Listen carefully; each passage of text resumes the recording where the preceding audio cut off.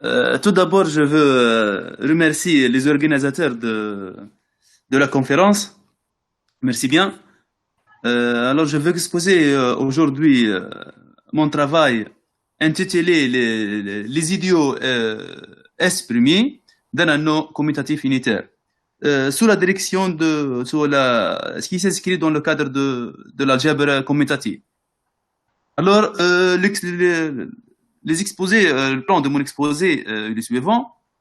Donc, nous commençons par définir les anneaux S-notériens, qui sont des généralisations des anneaux notériens, des modules aussi. Ensuite, on va généraliser les idiots premiers par l'aide d'une partie multiplicative. Enfin, on va caractériser les anneaux S-notériens à l'aide des idiots S premiers. Alors, étant donné R un anneau commutatif unitaire et S une partie multiplicative de R. Alors, un R module M est dit S fini si S fois M est inclus dans F. Avec F un sous-module de type fini et S un élément de S. On dit que M est S notérien, le module, si tous ces sous-modules sont S fini. Donc, l'anneau R est dit S notérien si elle est S notérien en tant que R module. Alors, remarquons que lorsque la partie multiplicative S est incluse dans les unités de R ou est égale à 1, donc on retrouve la définition d'un module ou d'un anneau notérien. Donc, lorsque la partie multiplicative contient les unités de R, alors les notions S notérien et notérien sont coïncides. Alors, par exemple, si on prend F un corps, et X est une famille quelconque bien déterminée sur F, et l'idéal de l'anneau de série formelle F de X engendré par les XI, XJ, avec I différent de J. Donc, on prend R est égal à F de X, la notation par I. Donc, on note cette classe de X, c'est X bar, c'est la classe de X dans l'anneau R.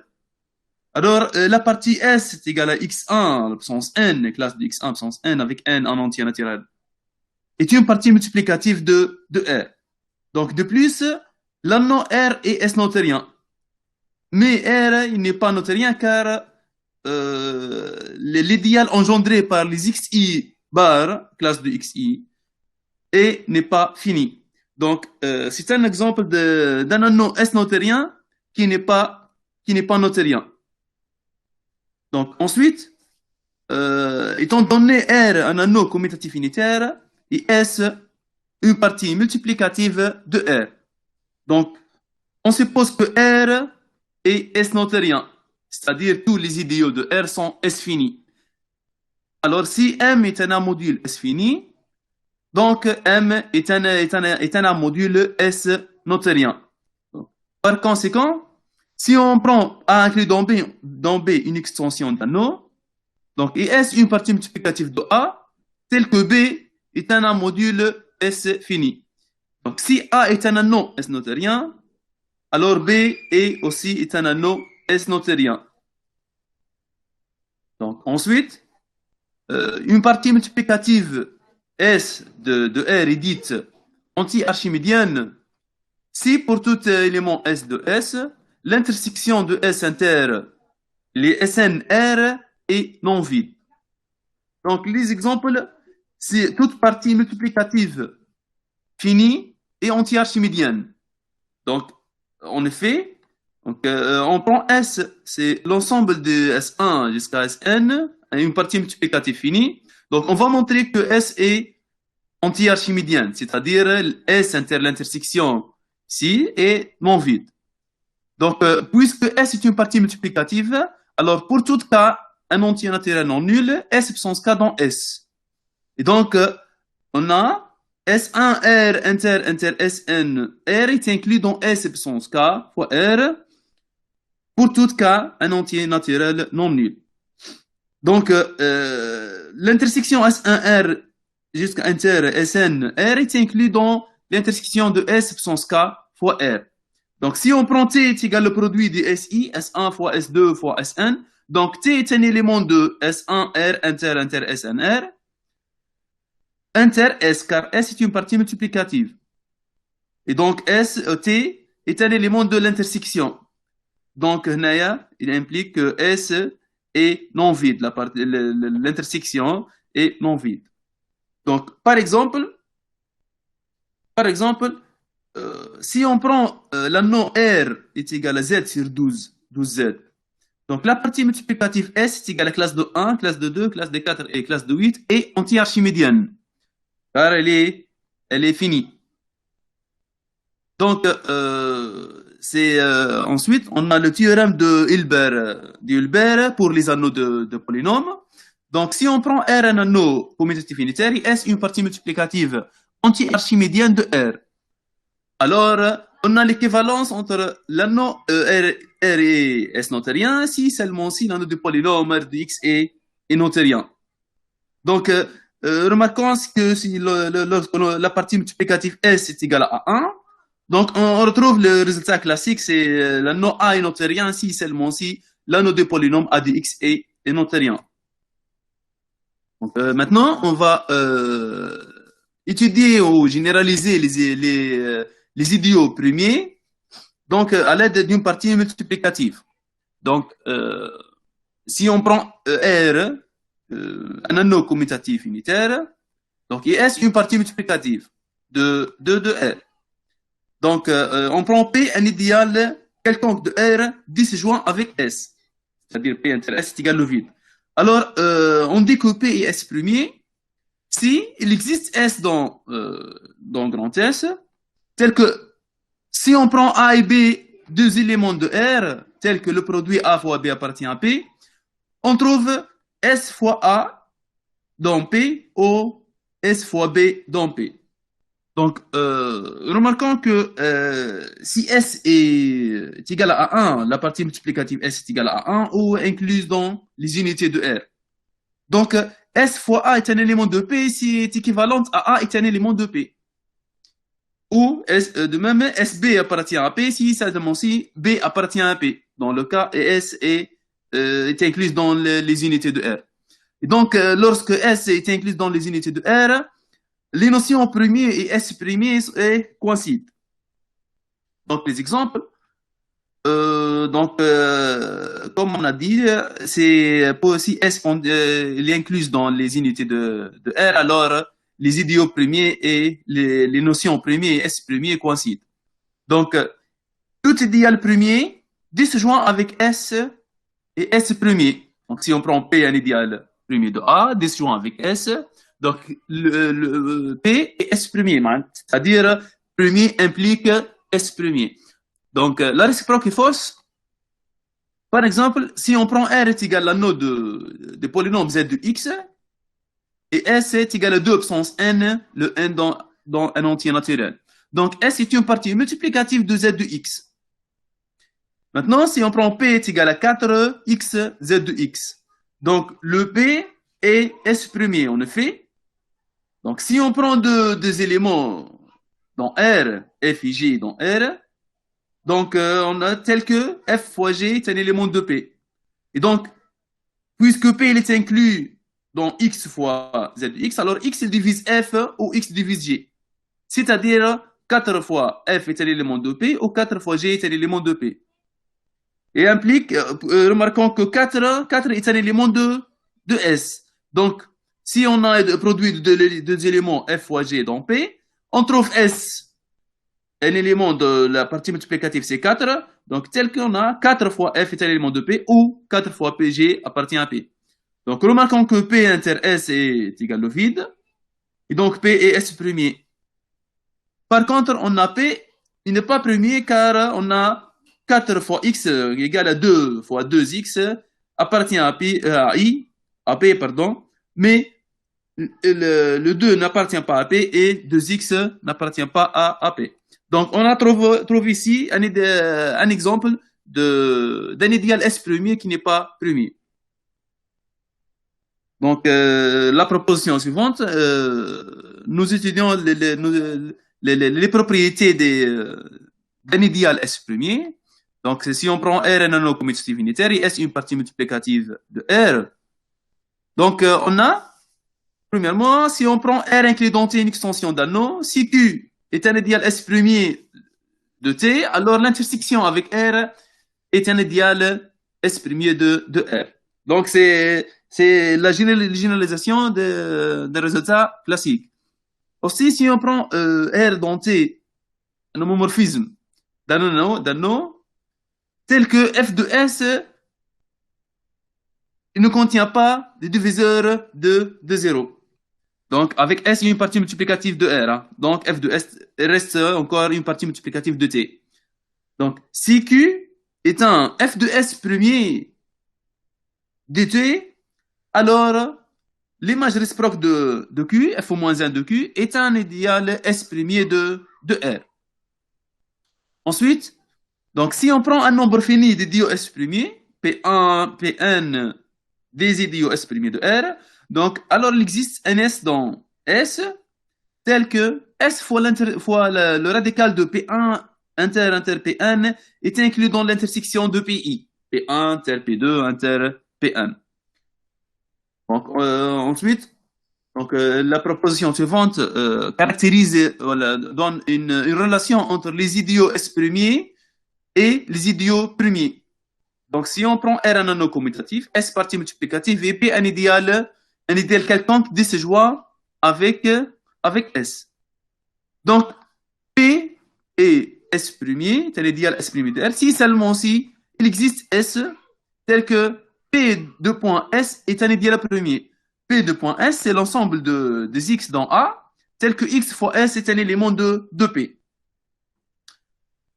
Ensuite, on va donner une relation entre les idiots S premiers de R et les idiots premiers de la localisation S-1, S-1 R. Donc, ici, on va supposer que S est une partie multiplicative, ne contient pas de diviseur de 0. Donc, P est un idéal quelconque de R disjoint avec S.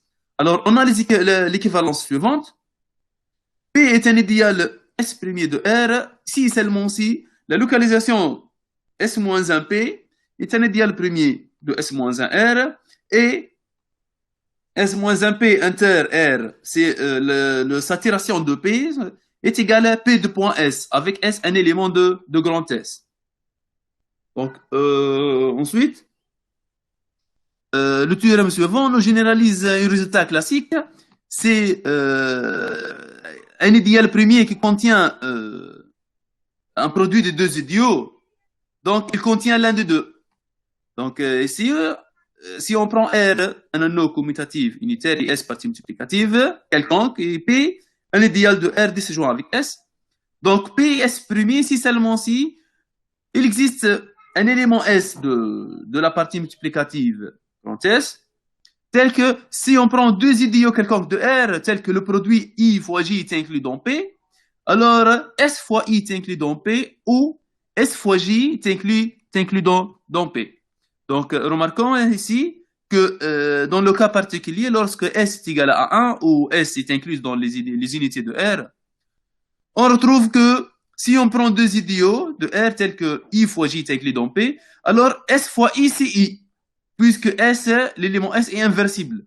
Donc, alors I est inclus dans P ou J, S fois J c'est J, est inclus dans P. Donc, on retrouve le résultat classique. Donc, aussi, par récurrence, on peut montrer que le résultat suivant, si donc on prend un nombre fini d'idiots I1 jusqu'à IN de R, tel que le produit I1 fois I2 fois IN est inclus dans P, alors il existe S dans grand S tel que S fois IJ est inclus dans P pour un J compris entre 1 et N. Donc, si on prend S est inclus dans les unités de R, on prouve le résultat suivant. C'est si on a un nombre fini d'idiots de R, tel que le produit est inclus dans I, alors il contient l'un des produits, l'un de IG. Donc aussi, on généralise le résultat, c'est le lemme de vêtement dédié au premier, c'est si I est inclus dans de réunion dédiée au premier, alors I est inclus dans l'un de PI. Donc ici, si on prend R comme un non commutatif unitaire et S une partie multiplicative, soit I un idéal de R et P1 jusqu'à Pn un nombre fini de dio S premier de A. Tel que I est inclus dans la réunion de I jusqu'à 1 jusqu'à N de PI. Alors, il existe S et J tel que S fois I est inclus dans PJ. Donc aussi, c'est une généralisation de l'âme de vitement pour les idiots premiers. C'est un résultat connu, bien connu. Aussi, étant donné R un anneau commutatif et S une partie multiplicative de R, donc si on prend P un idéal disjoint avec S, alors PS premier si seulement si l'anneau de si seulement si l'idéal P de X, l'idéal de R de X et S un idéal S premier. Donc aussi, donc ensuite, donc, une partie multiplicative S de R est dite fortement partie multiplicative si pour toute famille quelconque d'éléments de S, on a l'intersection suivante et non vide. Donc, par exemple, on peut montrer facilement que toute partie finie, partie multiplicative finie de R est fortement partie multiplicative. Aussi, si on prend S contient les unités de R, alors S est fortement partie multiplicative. Et c'est évident car pour toute S, un élément de la partie multiplicative, on a S fois R est égal à R pour toute alpha dans sigma. Et donc l'intersection c'est égal à S non vide. Donc aussi on a toute partie fortement partie multiplicative et anti-archimédienne. Alors si on prend S une partie fortement multiplicative et R un anneau commutatif, donc alors pour toute chaîne d'idiots S premier de R, donc l'intersection reste encore est un idéal S premier de R. Ensuite, si on prend S est une partie fortement multiplicative d'un anneau commutatif R, alors tout idéal disjoint avec S contient un idéal S premier minimal sur I. Donc, dans le cas particulier, lorsque la partie multiplicative S est égale à 1, on retrouve un résultat classique concernant les idéaux premiers minimal sur un idéal quelconque. Donc, ensuite, dans la dernière partie, on va caractériser les anneaux S notériens à l'aide des idiots S premiers. Donc, étant donné R un anneau commutatif unitaire et S une partie multiplicative de R, et I un idéal de R disjoint avec S. Donc, si l'anneau R est S notérien, alors il existe un S dans grand S et un idéal S premier des idiots S premier, un nombre fini d'idiots S premier P1 jusqu'à Pk de R contenant I tel que S fois le produit de P1 jusqu'à Pn est inclus dans I. Donc ici, si on prend la partie multiplicative S est égale à 1, donc par conséquent, on trouve dans un anneau notérien R, I un idéal propre de A, il existe des idiots premiers minimales sur I tels que P1 fois le produit P1 jusqu'à Pk est inclus dans I. Donc, avant de terminer, je vais caractériser les anneaux S notériens à l'aide des anneaux de série formelle R de X. Donc, si on prend une partie multiplicative S, une partie multiplicative de R, alors on a R, alors on a les assertions suivantes sont équivalentes. L'anneau R est S notérien. Tout idéal de R, on a S fois le I de X série formelle est inclus dans I point R de X série formelle, elle est inclus dans I de X série formelle, avec S, un élément de S. Donc, par conséquent, si on prend S est égal à 1, la partie multiplicative S est égale à 1, dans le cas particulier, donc on retrouve un résultat classique, c'est l'anneau R est notérien si seulement si, pour tout idéal I de R, on a I fois I de X est égal I point R de X. Je vous remercie pour votre attention.